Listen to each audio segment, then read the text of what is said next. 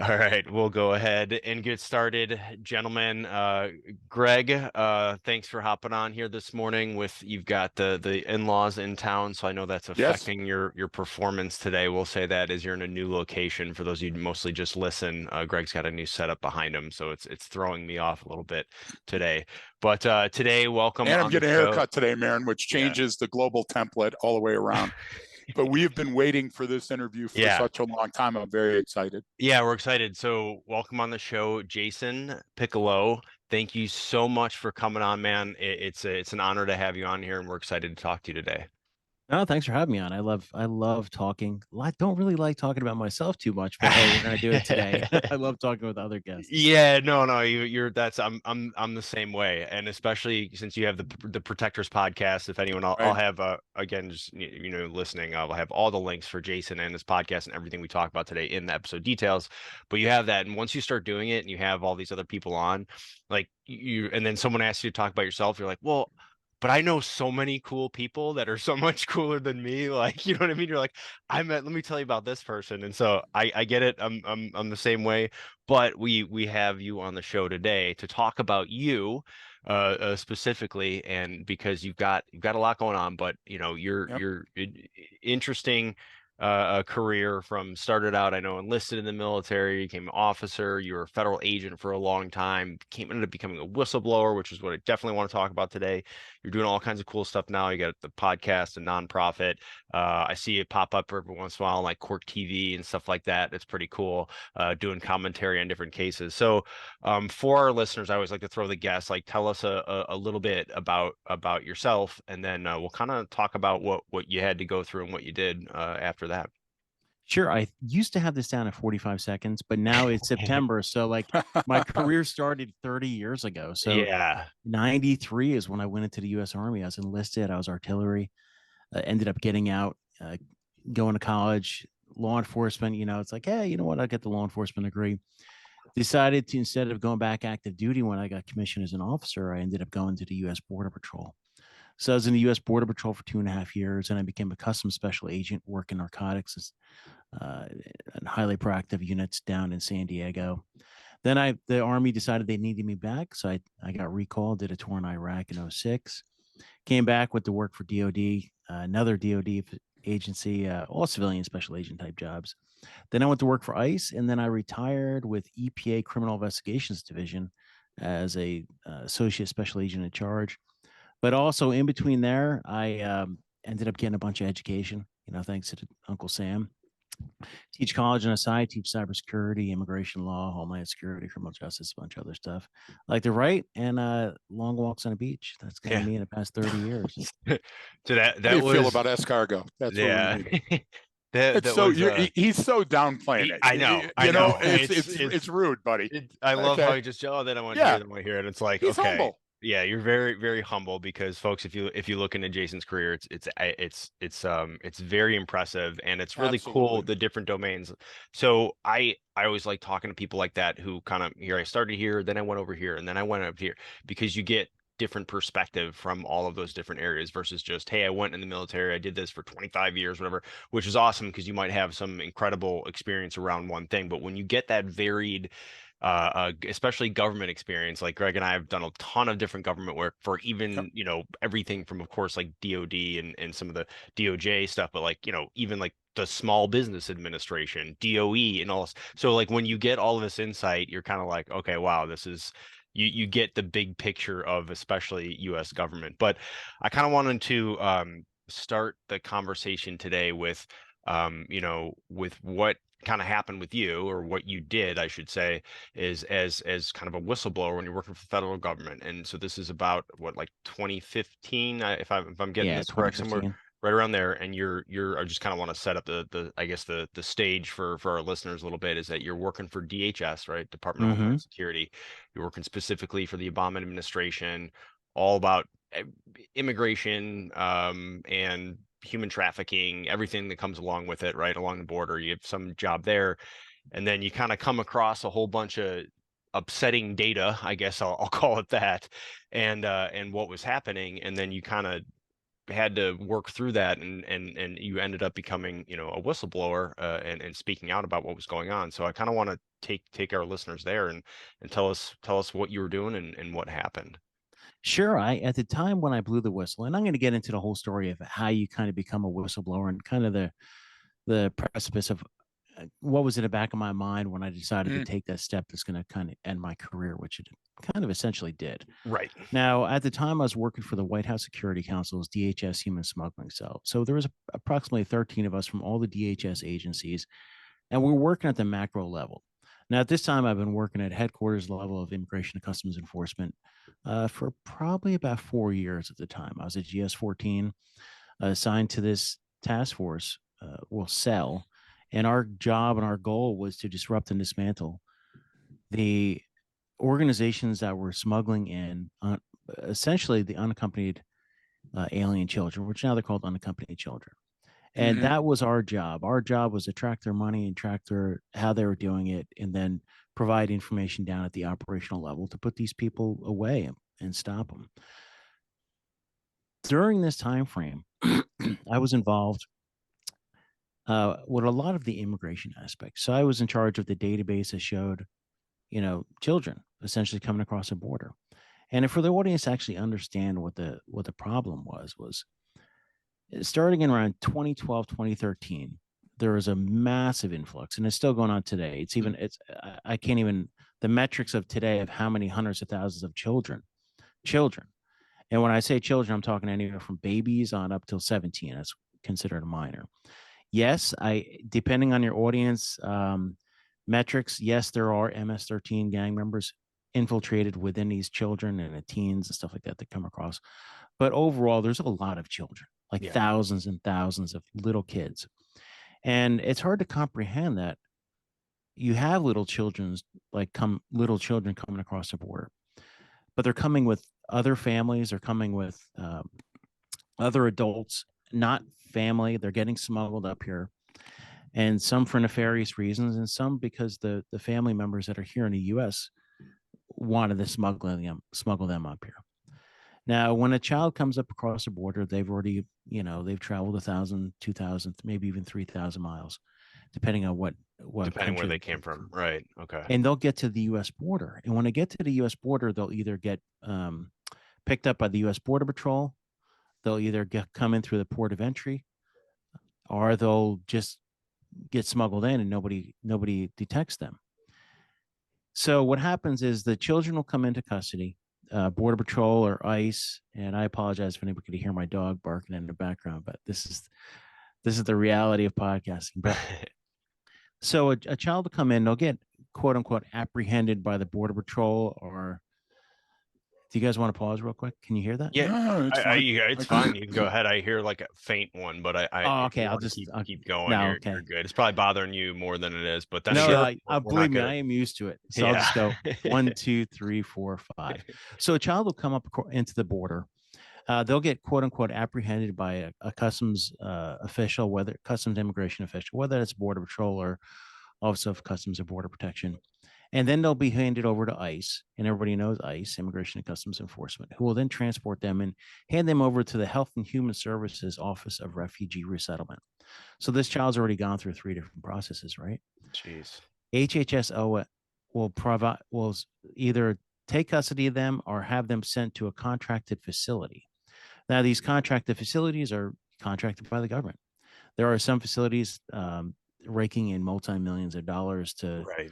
facilitate the child coming into their custody, it's almost like the foster care system, but a lot less stringent. Yeah. So the child will come to their custody, and then they'll be released to a sponsor. And there's different levels of sponsorship. One's your direct family member, mother, mom, pop, brother, sister will come in and take custody of that child. 2 are like, familial relations, and 3 or 4 are essentially don't really know who these kids are. They may know who they are, but they'll be taken into custody. The process is supposed to be where these sponsors that come in are supposed to be fingerprinted, criminal history checks, etc. None of that was happening, and I found this out in that summer of 2015. And working for the cell, I was in charge of certain databases. One of them was the unaccompanied alien children database, a UAC database. So I received a spreadsheet from one of my coworkers, and it had 29 high 20,000s worth of sponsors, and then it had their criminal histories run.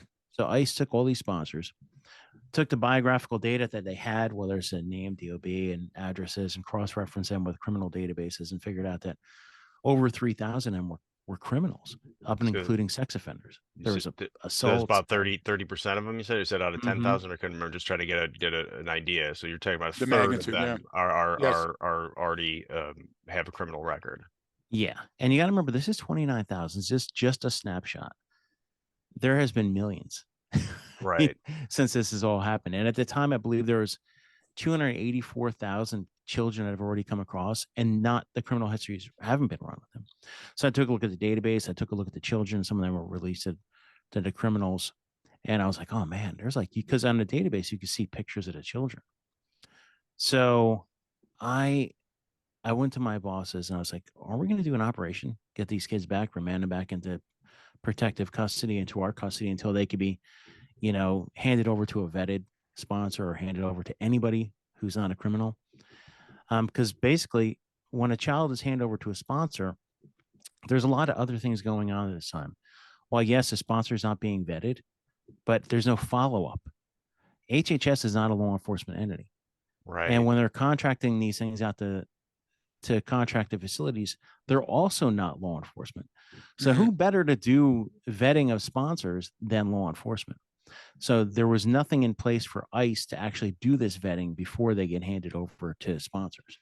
There's no one from any law enforcement agency. I mean, HHS does have Office of Inspector General, but they're not primarily doing criminal Yeah. enforcement of sponsored sponsors. So all these kids are getting sent out there, and I kept falling on deaf ears that we're not going to get these kids out there. So at the time, my kids were really young. So I went home and I was like, I got to do something about this. So I blew the whistle, but I legally blew the whistle, and I went to the Office of Special Counsel. But I always tell the story about just the blowing the whistle, but there's a reason that I blew the whistle, and there's a reason. It's not that I don't trust the government. It's just that I've seen things in the government that really, over those 15 years since I started at the time, that really just didn't seem correct. And that's why I always bring up the story about my brother. Now, I always backtrack into the story about my brother because a lot of people don't realize that. Um, when I was working narcotics and working under part of undercover groups or proactive groups going after these major drug organizations in San Diego, my older brother was suffering from addiction, and he was he was doing cocaine, and cocaine killed his heart. He had a heart attack, so he had stents in there. So I brought him out to San Diego, and I put him in a rehab. He ended up getting out of rehab, ended up getting hooked on crystal meth, and that's when Uncle Sam decided to call me up and send me to war. So while I was in war, my brother ended up becoming homeless. I didn't have anywhere to put him. I didn't have any other family that could take care of him. So he was homeless while I was in war. And when I came back, he was incarcerated. Now, he was incarcerated for failure to pay child support. Um, but at the time, he was clean. So my brother's in jail. This is 2000, end of 2006, early 2007. He's doing great. He's healthy. Blah blah blah. He gets out in 3 months, and then one day I get a call, and it's from the jail, or from the prison, and it's one of the lieutenants says, "Call me." So I call him up. He goes, "Is this Jason Piccolo?" I said, "Yeah." He goes, "Well, your brother died, massive heart attack. You could find his body here. He's at this hospital, whatever." So I'm like, okay. I mean, it was like very cold, and I can understand it. It's a business, the thing, the prison industrial complex, I call it now. Right. Right. So when I went, made sure my brother was deceased, everything and like that. But I remember going to the jail, and I remember going to retrieve my brother's stuff, and the warden was there, and he must have been, he was expecting me, because they essentially called me up again and said, "Hey, you know what? You have 3 days to retrieve your brother's things, or we're going to throw him out." So I go to the jail, or prison. It was a correctional facility, I should say. and the warden's there. And he was talking to his secretary, and he kind of looks up and goes, he grabs a plastic bag and hands it to me. I go, hey, I just want to know what happened here. My brother had health conditions. I'm a special agent at the time. I'm like, hey, you know what? I'm in law enforcement. Can you tell me what happened? He goes, no, here's your brother's stuff. We don't have any comment. It kind of blew me off. And I was thinking to myself, I'm like, here is my brother had this heart condition, pre-existing heart condition by the time he was incarcerated. Yeah. When he died, he was playing basketball. He wasn't under any medical care, and he had a massive heart attack. And it looks like they attempted to resuscitate him, because when I observed his body, he still had the stuff on him. But I remember when he handed me that bag and dismissed me, I went outside.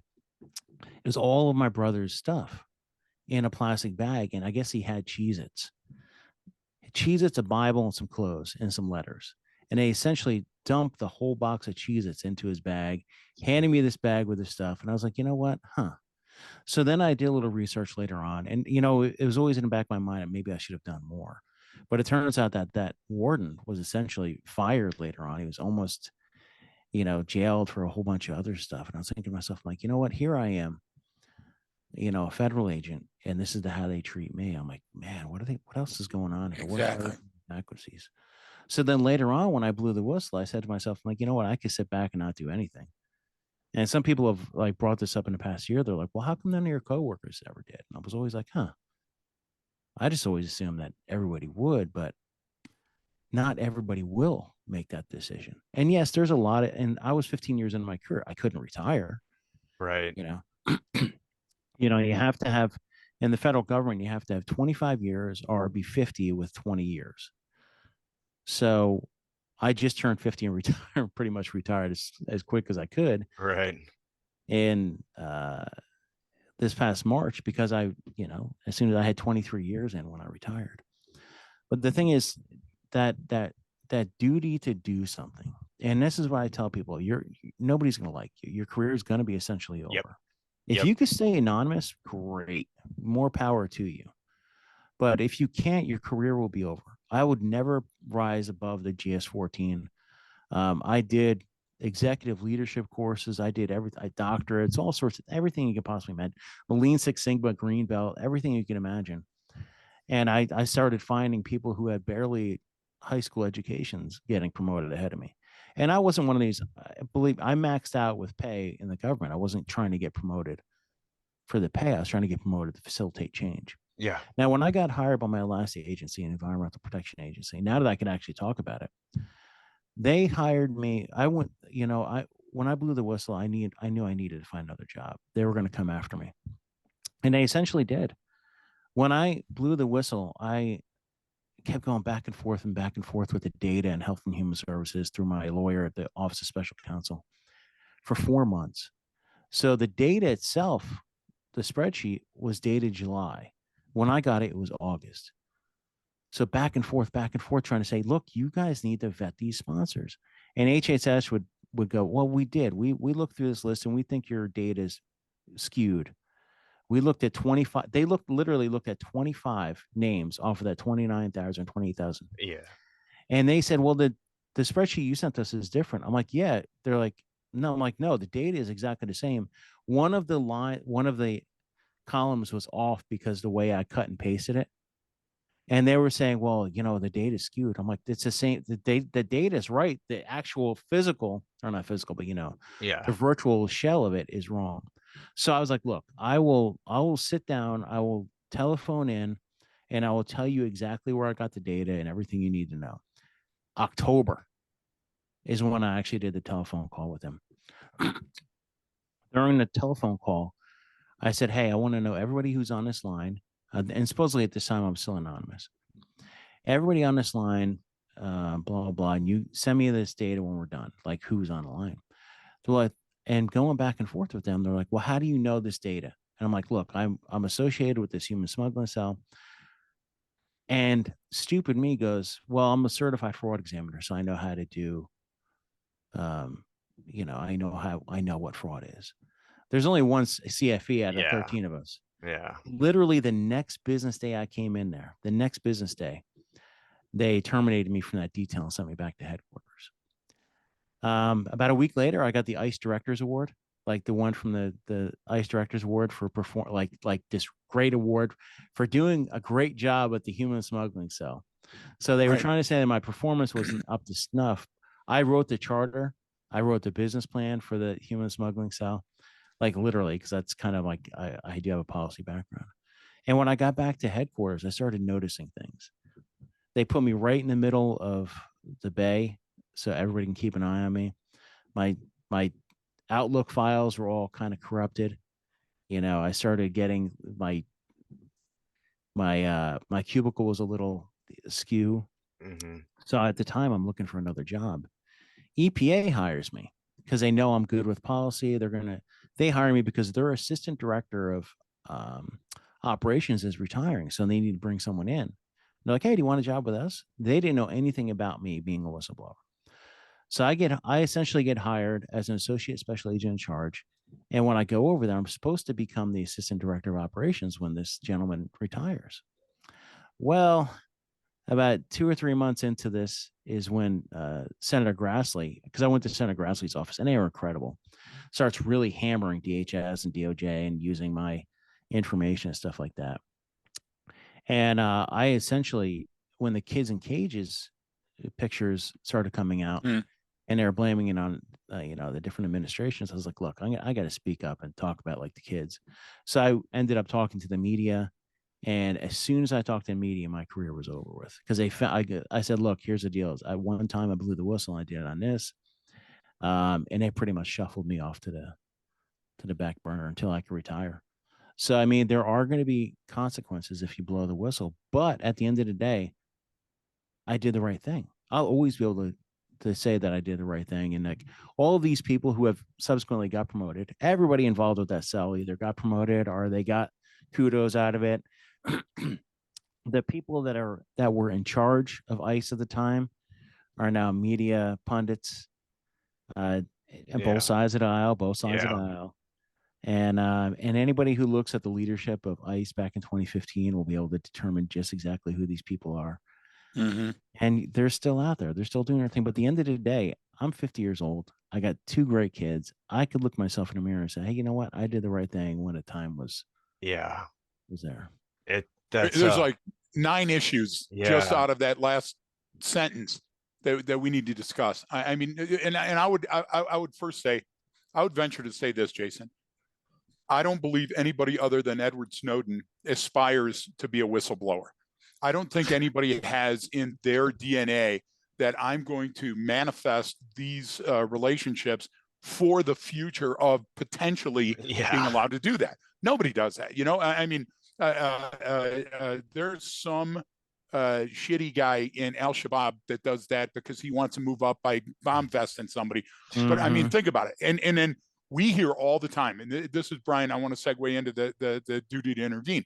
We hear all the time that you got to protect whistleblowers from unfair treatment, retaliation, discrimination, disadvantage, because that alone will embolden people to report wrongdoing. And that's not true. The reason that doesn't seem to be true is that the evidence doesn't bear it out. Sharon Watkins, a long time ago, you guys, I'm old. Yeah. Sharon I remember Cheryl Watkins, when Watkins. you remember that, okay? Yeah. So she whistleblows on Enron, and you know what the first thing they do? They cut her legs out from underneath her and say, why did you wait 6 months? Well, because it wasn't her job. She didn't know it. When she figured everybody above her that it was their job to say something, didn't, then she finally said something.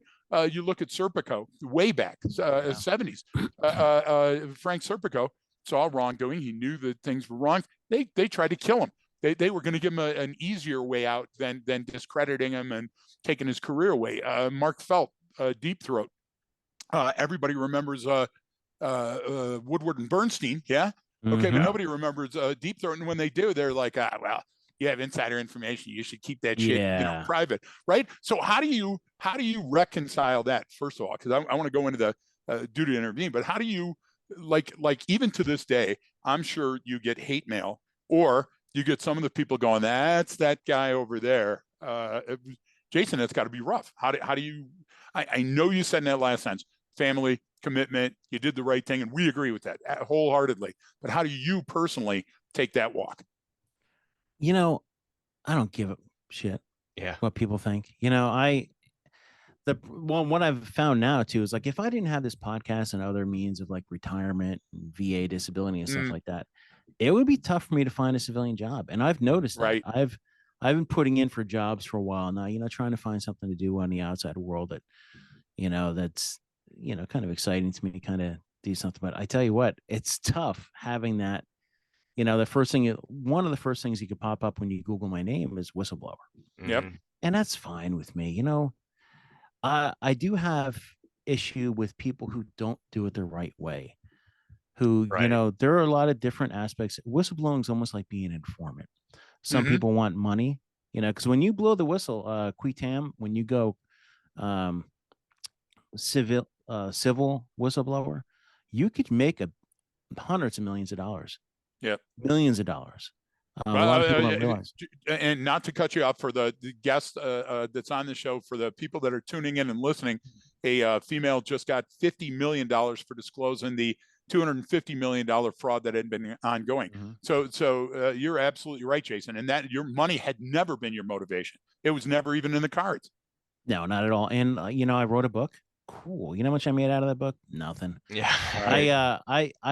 I literally have that book priced at cost because I have two books. One's about the whistleblowing, one's about me and the whistleblowing. Literally priced at cost.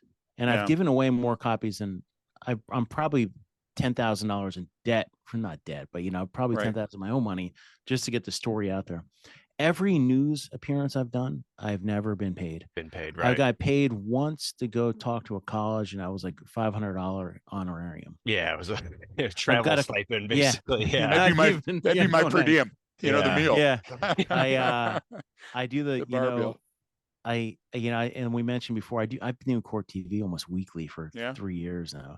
I don't get paid to do that. I do it because I like to talk, and I like to talk about law enforcement and stuff like that. I don't get paid. You don't get paid for this. The other aspects people do is for revenge. It's just like informants. People do it for revenge, and some people feel like they need a duty. A lot of times when you see people leaking top secret information that could potentially cause death, they're not doing it for the right reasons. There is ways to provide information to the right audience that doesn't have information that's going to potentially cause loss of life and limb. Exactly. Right. I went to the Office of Special Counsel. They did affect change. They did start vetting sponsors up until about 2021, when they said they just didn't have the resources to vet the sponsors, and they stopped. So there are ways to do it, and I would always caution people: you can blow the whistle. You could provide information and be anonymous. When I blew the whistle, I actually went to the DHS Office of Inspector General, who dismissed it. I went to HHS OIG, and they dismissed it. So you have to remember your audience. And a lot of times when we talk about people who are in charge of different areas, it's like you have DHS OIG, who's essentially operated by DHS. They don't want to air dirty laundry. Yeah. Office of Special Counsel kind of goes with the flow of the political agenda. So you have to find the right avenue. Now, I actually blew the whistle on EPA as well. I think you might be the first people I've told about that on the air.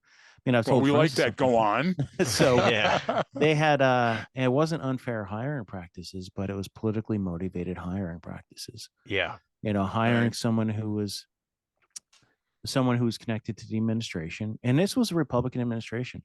So it was complete, just asked what they were doing. And I was like, look, you can't do this. This is so, it's not fair to everybody trying to get these federal jobs, all these veterans and all these other people trying to get federal jobs, and all these people doing the right thing to get hired by the federal government. And I called my management out on it, documented it, and I went to the Office of Special Counsel again. Did I rub my management the wrong way? I'm sure it did. Yeah. But I wasn't going to sit back and go, hey, you know what? You guys do whatever you want. You have carte blanche to, run and do what you want. Because, that's the thing about, we've all seen it. We've all seen the people who all they really care about is that next step, whether it's GS-14, GS-15, SES. They want that corporate gig. So what they're doing is they do everything they can to get that corporate gig. Right. They're motivated by money. That's the other aspect, is money. It all, at the end of the day, it all comes down to money. It does, and you brought And up, I power, mean, and power. in both, yeah, exactly, because whether it's money or power, or both, or whatever you get, that there's different reasons why people do it, and you kind of brought it up in both cases, one with your whistleblowing case and with you're just talking about the hiring practices. It's like there's these processes there for a reason, right? So it's either whether you're going to blow the whistle on something or you're going to report something, there's a process for a reason. So if you're just going to make a TikTok video in your car or something, like you're not doing anything, you're not accomplishing Exactly. anything, right? And you're only getting the negative benefits from what's going to happen from the fallout. Like someone's just going to be like, all right, well, you're done. You know what I mean? But like, what are you really trying to do here? And it's important to understand that, because sometimes that stuff happens. Like, some of the stuff you brought up just listening, it sounds even too, there was just some of it just like it's government bureaucracy that gets in the way of doing it the right way, right? So it's like, all right, this goes over to this department, and then you find out, wait, this department doesn't have the authority to do anything. It's like, well, wait, why did we give it there? And now it's a government process, right? So it's got to get fixed, and it takes time. And like you said, when you bring something up about people doing wrong, either or something that's going wrong, you know anyone in that position of power or in that position of leadership, right? They're going to get defensive. They're going to say, oh, well, they're going to try and minimize stuff.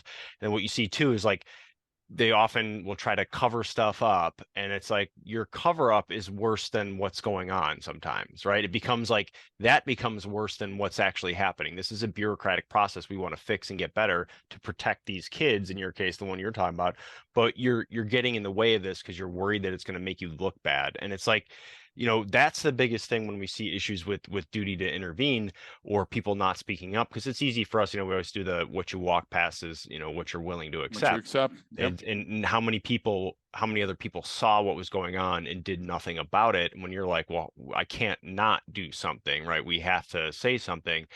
And that's always the biggest part. So I was curious, is because you told an amazing story about what was going on with your brother, and that's a whole, I mean, geez, we can do a whole podcast episode about, here you Yep. are out on the street doing cases for drug trafficking organizations, and you have a personal family member who's affected by what's going on. I mean, that's extremely emotional and difficult, and navigating something like that, if anyone knows anyone obviously who's struggled with addiction, that's just brutal. I mean, it's absolutely brutal to watch somebody you care about go through that. And so I'm curious if that played into like your reason to, what was it that you, or did you talk to someone or come to some realization that you said, look, I gotta make the call. I gotta pick up the phone and I have to do something, because I bet, I'm just guessing, that there were likely other people in your shoes previously who said, man, this isn't right, you know what I mean? Or we got to do something about this, but then you're the one that did it. So I'm curious if there was some moment, or did you talk to someone first, or was there some self-reflection that you said, no, I have to do this now? Internal dialogue, just Right, talk to myself. right.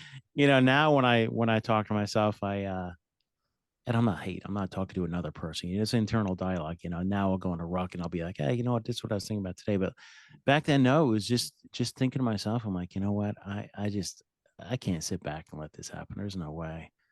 And at this time, 15 years in the government and not including the military in the 90s, I know what bureaucracy is, and I know it. The people who have had the pat on the back, who are, just all they care about is their career. I know what it is. And when I talk to those senior leaders, a lot of them were 15s that wanted to be SESs. Yep. You're not going to be an SES if you call anybody else out on the carpet. Right. How do you affect change? Is like, at the time, if you do Google my name, you'll come up with a whole bunch of different articles I've written in the past about human trafficking, what it really is domestically, what ICE really does. I've never badmouthed the agency or the people that work there, like, the ground truth, Right. the people on the ground. I've just badmouthed, and that's not even really badmouth. I've just said, hey, you know what? To affect change, you need to do this and that, and this is just based on my opinion, and blah, blah, blah. But it's like, you have to affect change, and you can't stop. You're going to find if you blow the whistle or do anything, it's just, you're inherently going to continue to do things to try to affect change, whether in all different aspects. Yeah, Jason, I two-sided observation here. So one of the things, and we can't go into great detail because we'll never work in the Beltway again, but one of the things that we come up against over and over when people say, hey, do me a favor and review our C-suite level operations in this arena. Why are we having this much tension and strife, you know? And that's our old Kansas to Kandahar, battlefield to boardroom stuff. And we'll sit down to do a task analysis. And the person that we're talking to has 35 to 38 years in the same government position, in the same role, right? And that's laudable. Congratulations and thank you for protecting us. But then they'll look at a straight face and say, yeah, I've always wanted to be an instrument for change, and I'm in this to facilitate change. Well, if you're not rocking that boat, and if you're not paddling upstream, and if you're not leaning in, I would argue that you're vacillating in place and creating a roadblock perhaps for change. But they don't see it that way. Now, you were an insider and you see what I'm talking about. I'm sure you understand what I mean. So I'm wondering too, when you went up the chain and you did it legitimately and you did it very deliberately, and those people said, now there's no argument here. What do you think they're feeling now? How do you think they're, because you self-reconciled. You looked at yourself and said, I got to do this. This is just the right thing to do.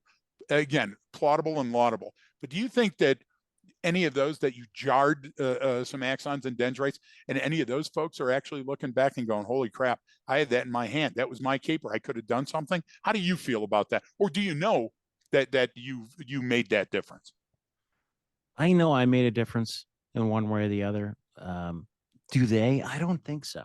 I think some of the people, I think some of the ground people, yeah, absolutely. I bet you they're like, man, I should have done something when I had the It should have been chance. me, right? And then the other people who are at the top are like, you know what, fuck that guy. That's excuse my French, but you know, that's No. what they say. That's exactly what I was feeling. I was feeling that's probably where the tension lies. But please, I know when they see me on TV or they see me here and there, they're probably like, that guy's an asshole. I do want to say something though, and you know what? One thing I do have to give kudos to EPA for. I did do the mentor thing. I was a mentee, and there was a couple, you know, 3 or 4 different leaders in there, not within my direct agency, that I learned a ton about. And one thing I did was they let me go become a Lean Six Sigma green belt. I was a champion. I did so many champion programs that I looked.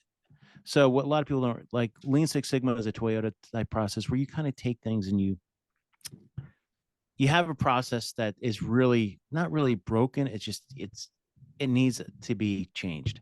There's too many hands in the pot, and it just takes too long to do. I took our hiring process from roughly a year. I streamlined it down to 90 to 120 days to bring on special agents. I looked at so many policy development processes. I've looked at all different processes, and I would map them out. And I was empowered to map them out. And a lot of people outside of my organization reached back to me, and they had me lead out their different divisions and stuff like that. And I loved it. Some people brought me in to, you know, shadow them. And there are some things I learned in there. Like the best thing I saw was a senior manager who was there for 20 something years, 20, maybe even 30 years, and the same types of positions. But he said, look, this is how we run our meetings. Not everybody has because when you're at the division, or not division, but when you're at the senior level, not everybody has a stake in everybody else's game. Right. He'd call people in 5 minutes, boom, they tell what's going on that week and they'd move out. Everybody had certain things. If they wanted to stick around, they could. And it was such an incredible experience. My supervisor right before I left, this is kind of a funny story too. It's like, so I knew I was going to retire, but I was going to one more shot. I was going to try to see if I can get some sort of leadership type responsibility. So it was a Thanksgiving weekend, and this application for the presidential management rotation had to be in by Tuesday. So my boss like, look, you are so qualified. I'm going to get you in there. They're not going to be able to deny it. Because a lot of times they'll deny, like I put in for Legis Fellows, everything, and they deny it because it is what it is. I got in, you know what? Guess who I went to work for 6 months from April to September as part of the presidential leadership management rotation. This is like a big deal too, the presidential. Yeah. Guess what agency? You went back to DHS. DHS, Yeah. DHS policy, DHS policy. I was writing policy that got, I was, I went to work for literally the DHS. They had me writing the policy on the Arctic. And when I got there, I mean, I'm not going to badmouth them, but there were some issues in there, how they develop policy. And I try to affect change through that way. And I think a lot of people listened. But it was interesting to see, like, here I am setting up meetings with the White House. And this is last year. That's funny. Here I am in this presidential management rotation, man. And, you know, fellows can go there. It's almost like the fellowship program for the civilians. So here I am. I'm like, this is the funniest thing. I'm going to DHS headquarters. I'm writing policy that my Orcus is going to see. And I'm like, this is the funniest thing ever. Yeah, that was interesting to end my career on. The amazing irony. Yeah, I was thinking the same exact thing. The irony. Well, yeah. and like, did these people Google me? me? No, they didn't. But that's actually a perfect example of like how those things work. Is like they didn't even vet you, they didn't even look at you, they didn't even know, and then you had no idea. Like, that's this guy Lean Six Sigma. You can just look at paper qualifications. Like, oh, this guy's on it. Yeah, we should get him in here. He's a doctor. Oh my god. Yeah. You can still change so much.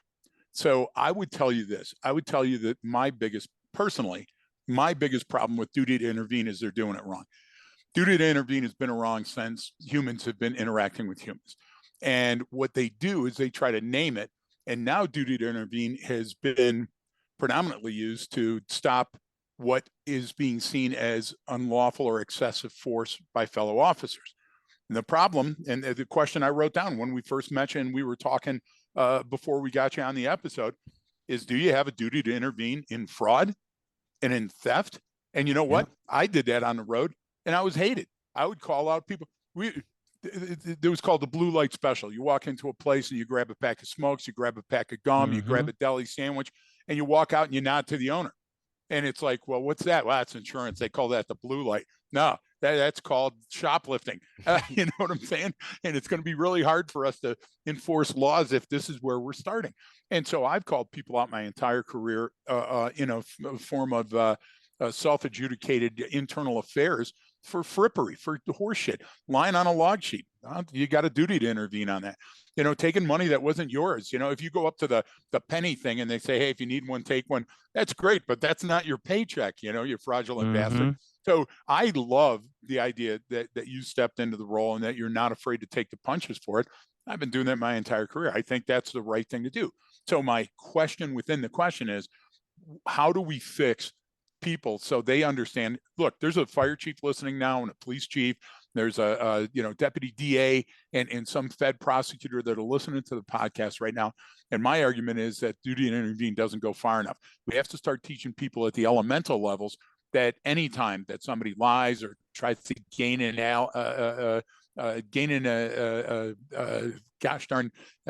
advantage that they don't earn legally and lawfully, that all of those things, and that goes into hiring, that goes into human resources. So how do we instrument change there?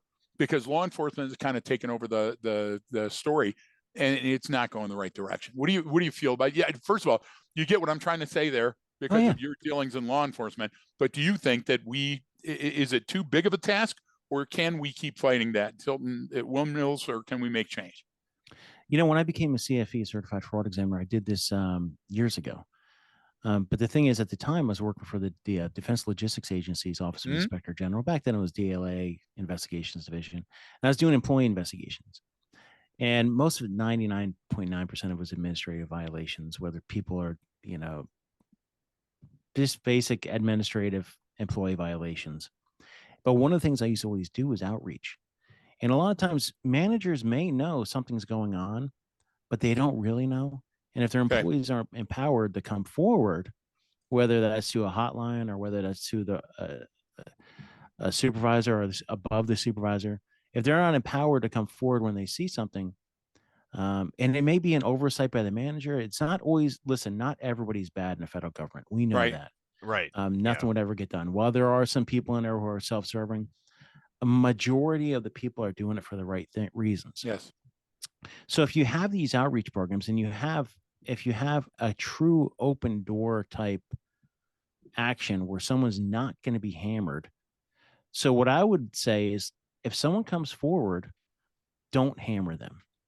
Absolutely do not hammer them, and show them that they can be promoted, that they can move on. I mean, obviously, if they're worthy, Right. if they are like on the right track, they're doing the right things, and they're not just, listen, we all bitch.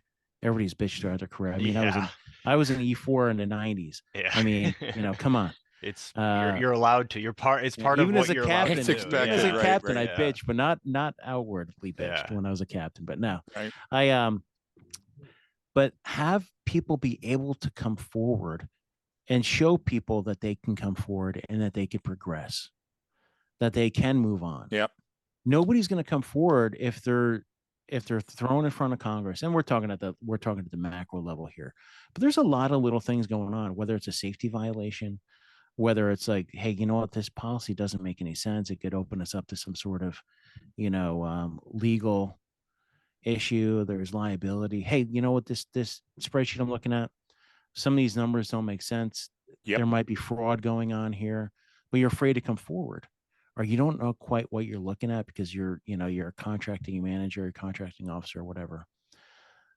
But have people come forward and show that they're not going to be labeled as a snitch, a scumbag, an asshole, a whiny, a crybaby, or whatever, and put it out there. You know, put out there that you can come forward and show that things are changed. Say, hey, you know what? An employee brought this to our attention. We changed it. You don't even say who the employee was. Have a Right. newsletter and say, hey, you know what? This month, such and such, well, we found out this, and we changed it. And people are gonna be like, wow, really? Like safety violations, Sure. Yeah. there's something going on and nobody wants to come forward because they don't want to get fired. But then management, let's say management doesn't know about it. Manager like, hey, you know what, such and such identified this. We've gave them a time off award. We gave them a cash bonus for bringing something to our attention. Yeah. Reward the people who come forward. That Yeah, valid complaints. But see, that seems so simple and it seems so intuitive. For example, when we're talking about bringing whistleblowing on a safety violation, or the cleanliness standards at the cabbage or lettuce refinery, because the E. coli stuff, you see that in the news, and then you find out it's usually one or two people that look the other way at the wrong time or whatever. When we talk about those, it's almost that's easier than we talk about something that's really big. And Brian and I talk about this often, that sometimes people in their mind will magnify the problem and they'll say it's so huge that we can't do anything. And I got to do a shout out to your show because I'm a fan. One of the things about the Protector episodes that you do is you have people on that can bring that down to scale. And I think you just did that on the problem that we talked about. So I'll give you just a couple. I just want to throw out there that I'm thankful for. First of all, anybody that watches Protector, and it's available anywhere, and Brian will have it in the episode details. Episode 432 is the whistleblower episode. So that's a great one to sit down to get all the ins and outs and everything else. Good friend of Brian's, now an acquaintance of mine. I really like him, but he doesn't know me well enough yet to be nice to me. Todd Fox, jiu-jitsu, MMA fighter, He's a man. former He's Marine, awesome. right? Manager of tour protection. Love Todd. Absolutely. Great episode with Todd. He's always practical advice, always good stuff. Dale Dye. Brian and I are fanboys for Dale Dye. Another decorated Marine, probably our second favorite Vietnam, decorated Marine. And then the final one, who I'm still ambivalent about, and thank God for him and his career and everything else, but Pete Forcelli. So I don't know if I run hot or cold on Pete. I love him. I love his body of work, right? But he was right at some of those places too, right? So I've got a long, rich history with the FBI, and it's not a love-hate. It's all hate mostly.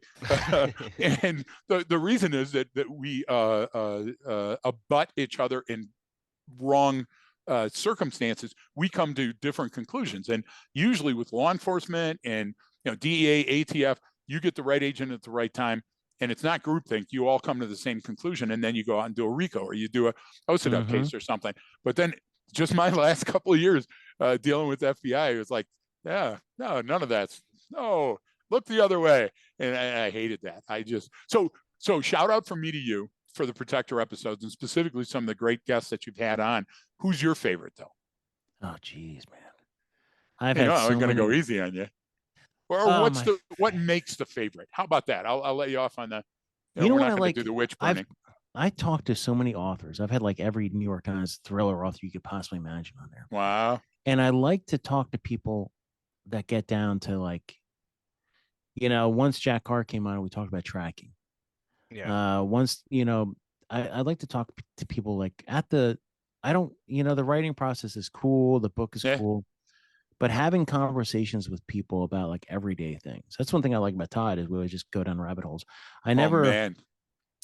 I never have really an outline. I do want to promote whatever they're going to have come on, but I do want to just have conversations. Yeah. I Okay. never have like, like this one, I would say, okay, I want to talk about whistleblowing. Cool. Once we do that, we talk about anything else.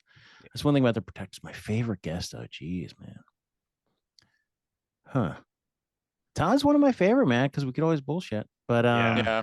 I like the guys from Andrews and Wilson. They're a couple authors, and Okay. they just took over Clancy. They're going to be going to one of the Clancy novels, W.E.B. Griffin as well.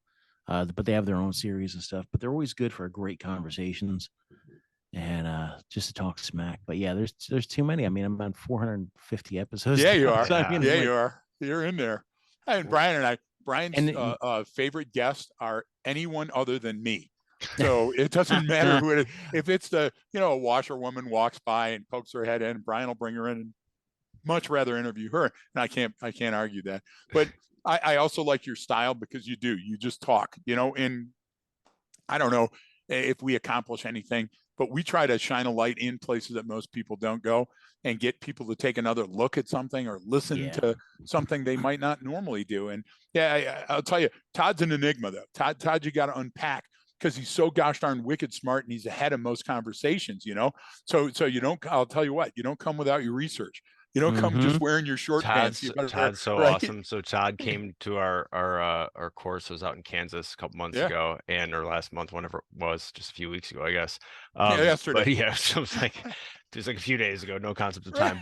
But one of the things we do is we have like a little scavenger hunt with photos, videos, or whatever. At the end of the day, all right, make sure you get this. It's just check on learning, Mm-hmm. practical Right. application, see what they come back with. And got a few things that needed to go get. And Todd came back with these great pictures and he gives his whole breakdown. He's talking about everything. We're like, yeah. I was like, Todd, what do you like? He's like, yeah, I watched her for 93 minutes. It was like, Todd, this was supposed to be like a 10-minute exercise. Like, don't invest your entire evening in it. It was so funny because he just got so into it and took it That's so him. seriously. And like he went and I just appreciated it so much. But I was like, Todd, you didn't have to spend the entire night doing surveillance on someone. I Like love it, it man. was hilarious. But one of the things I do want to hit about Yeah. or talk to you about is you have a nonprofit, right, that you Yes. you recently started Oh, and and you're besides, we're talking about your surveillance on something really quick. yeah. So don't even ask. My buddy goes to me the other day. He's like, "Hey, you know what? We should become private eyes." I'm like, "Huh?" Oh gosh. So I'm like, "Why not?" So like literally like 2 weeks ago, 2 or 3 weeks ago, I go to Virginia and I'm like, "Huh?" I got I'm a firearms instructor. I'm like, "I've done this, I've done that." Like, why not see if I could just get a PI license? So I'm now a certified Virginia private investigator. There you go. Hey, and I That can is carry wonderful. firearms. It's so awesome. And I'm like, what am I going to do with it? I don't know yet, but it's fun. That's what I mean about just do things. I have this whole spiel I talk about like professional resumes and personal resumes. And one of the things, now when I do competition shooting, I'm using a 1911, doing a little Magnum PI stuff there. And now I'm a PI. But There you go. on top of this, I do, with the podcast, I've encountered so many people in the law enforcement community. And so it was like, I think it was last January. I was doing a course. I was doing a basic hand, not a basic, no, I was doing an advanced handgun. I was doing an advanced handgun course. I was out in North Carolina. And a lot of the people that were in this course were law enforcement, local law enforcement. And a Hmm. lot of them have to pay their own way. Wow. And I started talking to these people and I'm like, some of them, like me with the Fed, it's like, you qualify 4 times a year. You want to go to training? Awesome. You know what? We got all the money in the world. Some of these officers out there, a lot of them are making 18, $20 an hour. Yeah. They're lucky if they qualify twice a year. Yeah. They have to provide their own equipment most of the time. Yep. God forbid they have like extended capacity ammunition or anything. some of them don't even get like Narcan, nothing. And we're Right. talking about this is real America. This isn't like Yep. big cities and everything else. So I was like, what can I do at my level? So I started the foundation. It's called the Protectors Foundation. And you're not going to see me on social media like nickel and dime like my friends and family, because 9 times out of 10, my friends and family don't have the money to provide support to this. So my goal with this is to reach out to organizations and have them either provide equipment or money for training. I listen, I could raise awareness all day long about all sorts of different things, but I want to provide training and I want to provide equipment to those who need it. So I've sent one officer through a night fire training. I've got some equipment. ASP just donated 6 training guns. So I'm going to send them out to a small agency, providing any type of equipment, targets, anything we can to people. And my goal is to get it up and running and to really tap into corporate resources. Yeah. That's great. And it's not idea. just, and my thought is this, look, I know how to play social media. I know media. I've been in media, but I also know about taxes.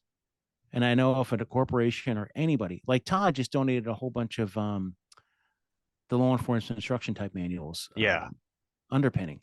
So I'm like, look, here's a receipt for the underpinning. You're not just giving them away anymore. Now you're getting a receipt, and now I'm going to give them out to law enforcement instructors.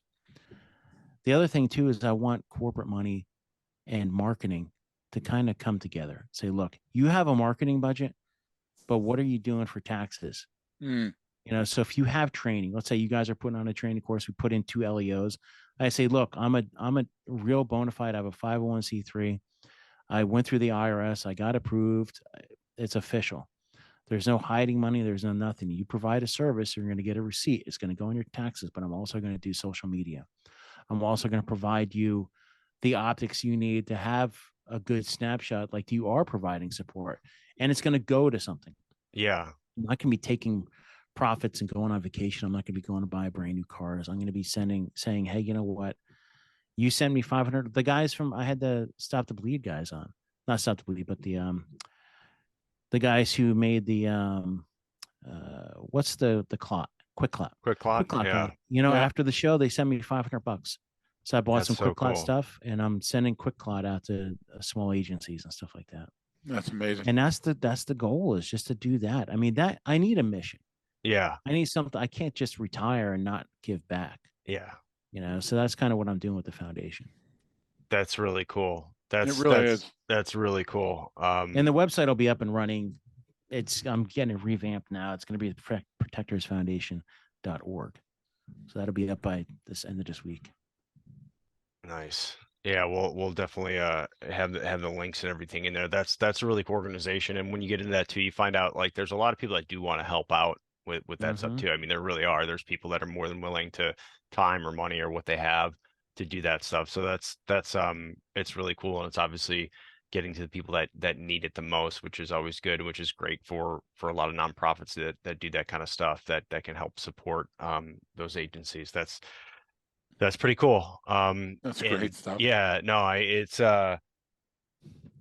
you've got a lot to unpack, and I always encourage people to listen to different podcasts, and people send me stuff. People sent me yours before completely. I mean, even months ago, whatever. Just in general, and that's how I end up listening to any new podcast. It's always a recommendation from someone. You know what I mean? And so you've got some great guests on yours, and you have some pretty cool conversations, and you to me, just my 2 cents is you seem to have kind of a really good head about how you talk about these things despite what sort of happened to you, in a sense, right? You're trying to do the right thing. You're going to get blowback and you're going to get retaliated against. And like, to not be bitter or upset about that is really tough to do. Everyone's been sort of screwed over in some way before through no fault of their own, or they were trying to do the right thing and something happened, right? We have some experiences, and it's very easy to get a bad attitude about it. It's very easy to go down that rabbit hole, like, hey, I did all this stuff and this is how I'm but like, because you are who you are, you weren't doing it for you or your gain. It seems like that kind of really seem to help you out a lot. I'm assuming you still get every once in a while probably pissed off at people that don't do anything, because we've seen it. I mean, Yep. especially federal government, you'll have amazing people that work hard, that are super smart, and then you got just someone sitting there and they're just like, and it's like they're like you're like, wait, this is a character, this isn't real, and No. you're almost in that denial, like, It's Right. I is call this them like the perimeter security guys. Like, I'm not going in a house. They're like, I'll be out here. Got I it. don't want to There you testify. I don't go. want to testify. You're like, I got the That's back. great. No, I'll get the side. I can't get the back. What if they run at the back? No, I'll be on the side. Well, actually, I'll be by the road. I'll be by the road. Yeah. If you need anything, well, I'm not coming in a house though because I don't want to seize anything. That's so But you know true. what? My biggest thing is this. I have two different philosophies. One I'll tell you is my 90-10. And so working for EPA, my coworker next to me, every day he would walk in, he would just be so bitter, man, so bitter. And I would get to the point where I'm like, oh man, I can't deal with it. I go to him like, hey, bro, let's do this. 90% of your day has to be positive, but you do have 10%. You could bitch all you want, you can complain all you want, but Right. you only have 10%. The rest of the day, you got to be 90%, bro, because you're killing me. He's like, okay, we'll try it. And a couple weeks later, and this isn't some like health guru, this is some shit I Yeah. came up with, but it actually worked. He was like, look, man, I'm not getting anywhere. I'm not getting anywhere just bitching because I'm just bitching to you and I'm bitching to myself and bitching to my wife. It's not getting him anywhere. 3 months later, he got a job with another agency, he got promoted. I'm like, There you go. he got out of there. He got out, he changed his situation. And he Yep. said that, hey, you know what? I found at the end of the day, I'm not using that 10%. As soon as I started thinking positive. The other thing I started doing is up until I was around 42, 43 or whatever, everything went into my professional resume. Everything. I have so many certifications of professional CPPs, Yeah. PCIs, CFEs, um, masters, doctorates, everything. White papers up to wazoo, policies I've written, all sorts of crap. But then I got to a certain point where I'm like, you know what? I need to have a personal resume. And that's where I'm just doing things on my own. I mean, Right. things that aren't just for this gear, this ultimate goal of getting this ultimate position that's going to make me ultimately happy. Um, Now my personal resume is this: I podcast because I get to talk to people. I competitive shoot now. I'm not that great, but it's fun as hell. A bike, ruck, everything that's not has nothing to do with getting another job. I got the PI license because I'm like, that'd be kind of cool, Yeah. just to have, and maybe I'll get into that a little bit. I'll do like some surveillance or something. Who knows? But do things that aren't always about that professional resume. Because at the end of the day, you're gonna have, where are you? Right. You know, It's Yeah. profound. Profound stuff. Good stuff.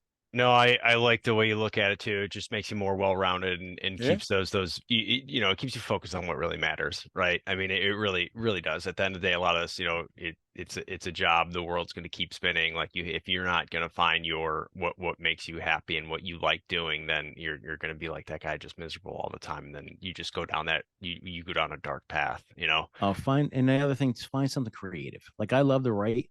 I'm starting my first fiction book now, Nice. but photography too. I love photography now. The first thing the whole time I was in Iraq, I'm like, I wish I had a really nice camera. So I got back, I bought an Nikon. Um, when my daughter was young, she sprayed it with water and it died. Oh no. It was dead. So I had a camera for years for podcasting, like a nice one. Cause I'm like, oh, I need a nice camera. But I'm like, you know what? I took it off the mount probably about 6 months ago. I took an 8-hour course, no 5-hour course on a Saturday, learned how to do basic photography, and I've been just killing it, man. I love it. That's great. Am I great? Nah, but I love it. Means something to you. That's Yeah. why I take all the photos I take, Mm-hmm. because it means something to me. Yeah. It's not for everybody. I know I'm not for everybody. That's a great life philosophy. I love that.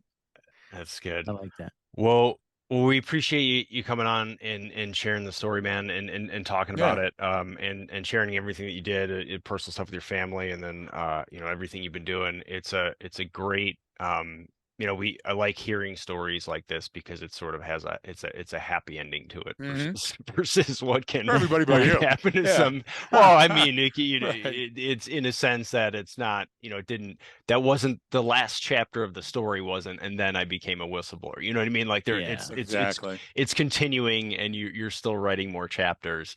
So that's always a good thing. But we really appreciate you coming on, man. And like I said, I'll have all the links to your podcast and I get a hold of you and all the in the episode details for anyone who's listening, and to reach out and follow. And you've got some great conversations on your pod, so I always recommend it to anyone Yep. else.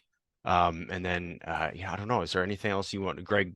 I'll give Yeah. Jason the last So words, so go to you first, Greg. I would say two things, Brian. I'd say I'd love, Jason, if you'd get back on and help educate Brian and I on human trafficking. We know as much as everybody does, and it's not all the right information at the right time. And we're, let's call it strategically assisting some organizations, and we just don't know enough. We know you do. I think that'd be a great episode for future contact. And then also like to throw a shout out to Chuck Grassley. I knew him back when he was on the subcommittee for criminal justice and terrorism, and he was a wonderful guy. And I'm glad that you know what, Brian, they bash so many, whether it's senators or whether they work in government somewhere, and to find somebody that actually championed your cause, good stuff. I'm very proud of that. Yeah. And he was a straight shooter back then. I hope he still is. Yeah, he is. That's great. Well, Jason, I'll give you any final words for any of our listeners, and then we'll kind of wrap up here. 90-10, just be positive. Yeah. Listen, I'm not always positive, believe me. I still suffer through, the bouts here and there, but I try to be as positive as possible. Appreciate that. Those are good words, and thanks everyone for tuning in. And don't forget that training changes behavior.